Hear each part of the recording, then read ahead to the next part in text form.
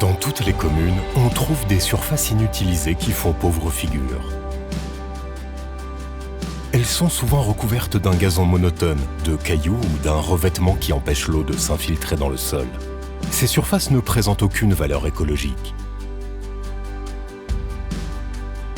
Dans les cimetières, les traditionnelles tombes alignées en rangée sont beaucoup moins demandées ces dernières années. Ces changements dans la culture funéraire entraînent un abandon de certaines surfaces, mais celles-ci peuvent être valorisées de manière durable. L'ambiance de ces grandes surfaces délaissées change du tout au tout lorsqu'on y plante un mélange de vivaces. Les lieux se transforment alors en jardin où il fait bon flâner, inspirant le calme et la contemplation. L'idéal est de combiner vivaces fleuries, graminées et plantes à bulbes.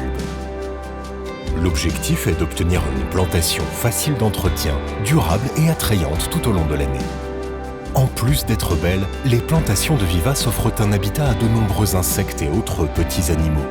Et les fleurs qu'elles produisent sont une source de nourriture très précieuse pour les abeilles et autres insectes.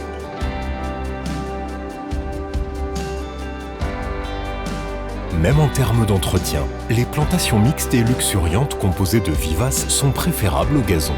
Elles demandent un peu plus d'attention et de soins les 2 premières années, mais une fois bien établies, elles sont très faciles à entretenir.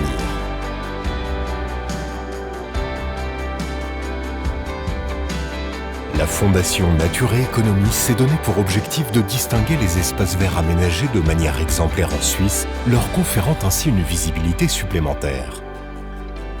Jardin Suisse, l'association professionnelle des entreprises horticoles, attire l'attention sur cette même thématique avec son projet pilote « Utilisation des espaces libres dans les cimetières ». Elle espère ainsi favoriser la revalorisation écologique de nombreux autres espaces inutilisés dans nos communes.